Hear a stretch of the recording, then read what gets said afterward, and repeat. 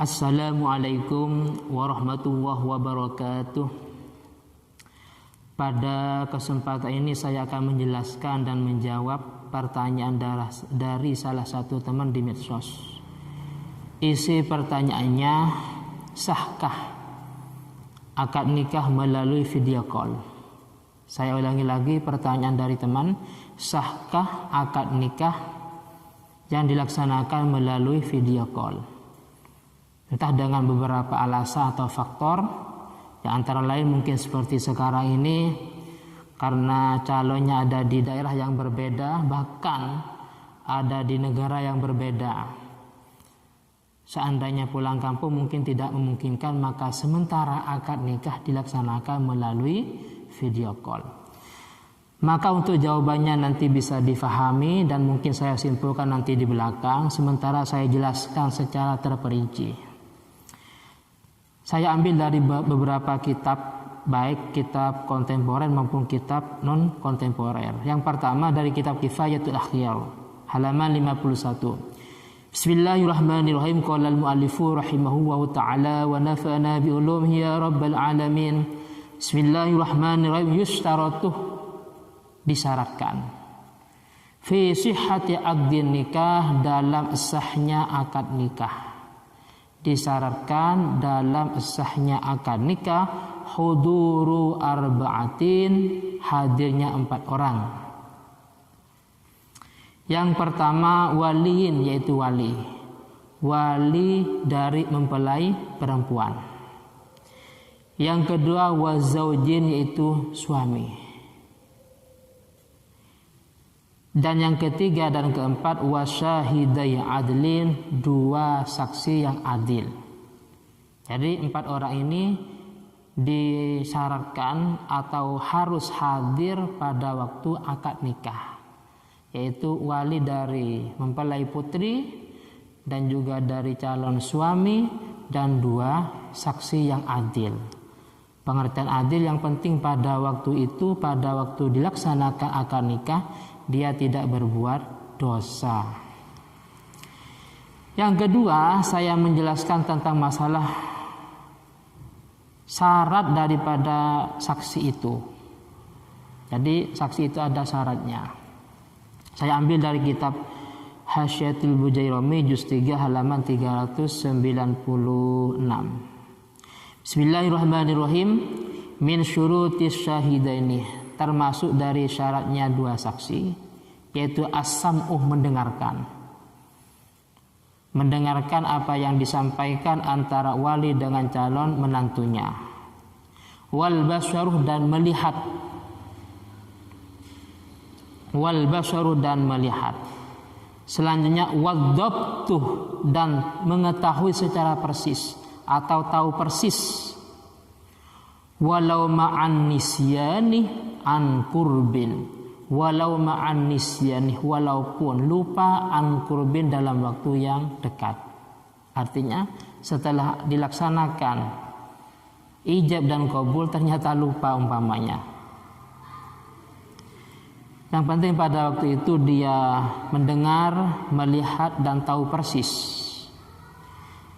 Selanjutnya wa ma'rifatul lisanil muta'aqidaini, dan mengetahui bahasa antara 2 orang yang melakukan akad, yaitu antara wali dari mempelai perempuan dan juga antara calon menantunya.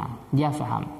Sekarang yang dimaksud dengan wadhabtuh, dia tahu persis aili alfadi wali zaujah wazauji.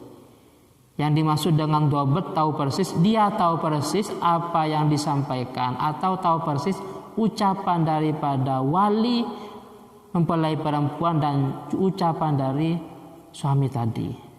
Oleh karena itu fala yakfi, maka tidak cukup sima'u alfadhima, mendengar percakapan wali dengan calon menantunya fi zulmatin, dalam tempat yang gelap.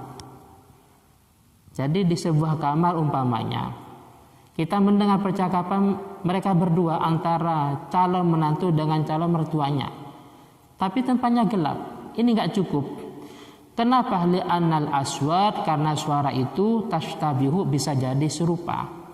Bisa jadi percakapan itu bukan suaranya antara calon mertua dengan calon menantunya.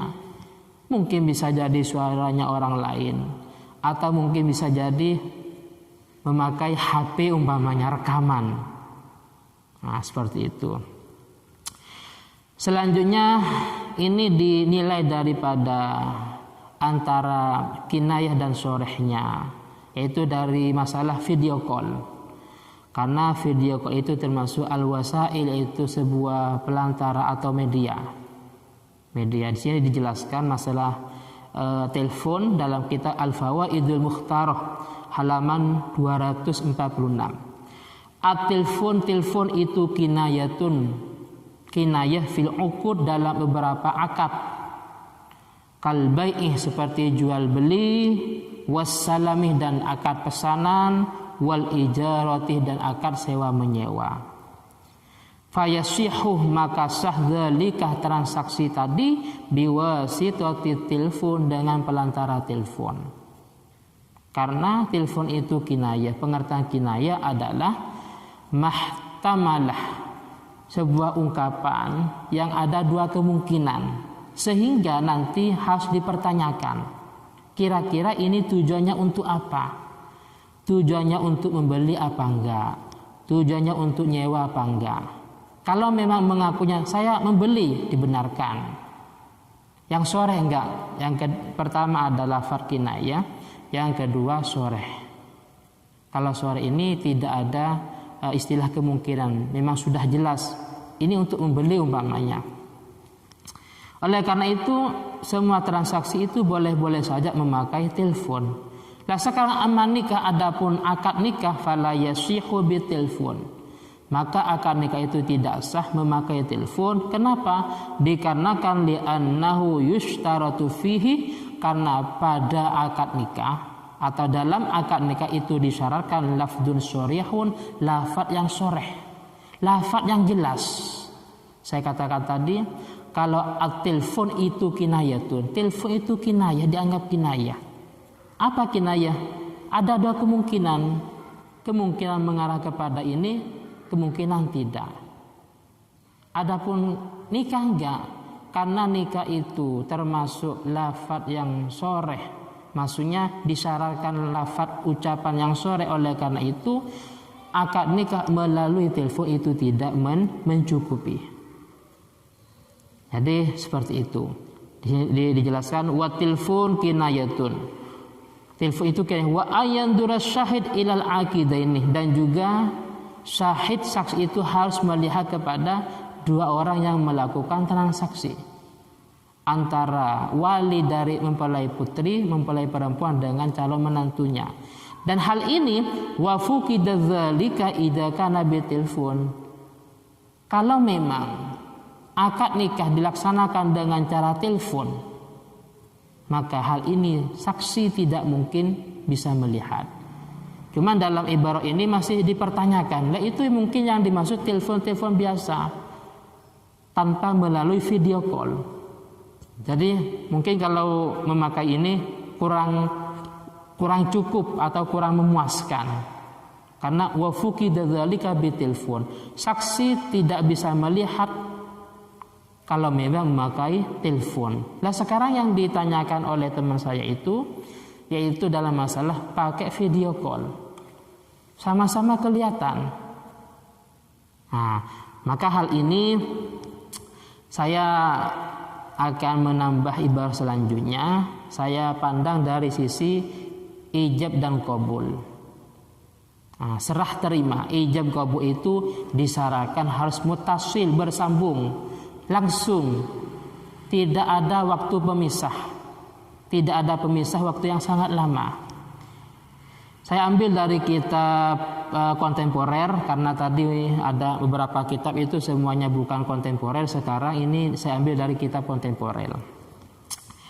Wa min syurutis sighah, termasuk daripada sigat nikah itu an yatasilal ijab minal wali.